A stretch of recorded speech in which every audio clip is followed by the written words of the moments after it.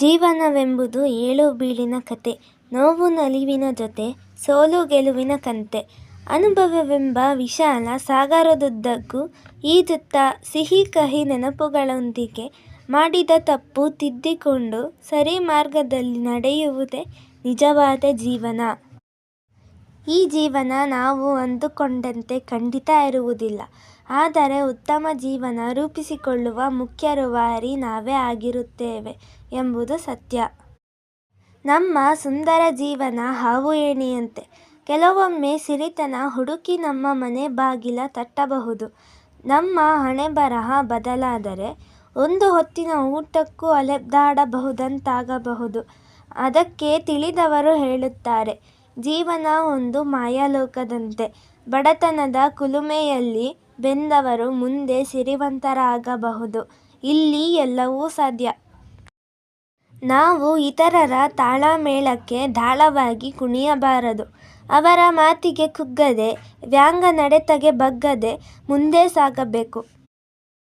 ಒಂದು ವೇಳೆ ನಾವು ಅವರ ಮಾತಿಗೆ ವ್ಯಥೆಪಟ್ಟರೆ ನಮ್ಮಿಂದ ಗೆಲುವು ಅಸಾಧ್ಯ. ನಮ್ಮಿಂದ ಏನೂ ಮಾಡಲು ಆಗದೆಂದು ಕುಳಿತರೆ ಜೀವನ ಚಕ್ರ ನಿಂತಂತೆ. ಸಹಾಯಕ್ಕೆ ಯಾರೂ ಬರರು, ಅನುಕಂಪವೂ ದಕ್ಕದು. ನಾವು ತೆಗೆದುಕೊಳ್ಳುವ ದುಡುಕು ನಿರ್ಧಾರ ದೊಡ್ಡ ಅನಾಹುತಕ್ಕೆ ಎಡೆಮಾಡಿಕೊಡಬಹುದು. ಮಾನವ ಜನ್ಮ ಸೃಷ್ಟಿಯಲ್ಲಿ ಶ್ರೇಷ್ಠ ಎನ್ನುತ್ತಾರೆ ಬಲ್ಲವರು. ಎಂತೆಂಥ ಸಾಧಕರು ನಮ್ಮೊಳಗಿದ್ದಾರೆ. ಅವರು ಹೂವಿನ ಹಾದಿಯಲ್ಲಿ ನಡೆದವರಲ್ಲ, ಸುಖದ ಸಂಪತ್ತಿನಲ್ಲಿ ಮೆರೆದವರಲ್ಲ.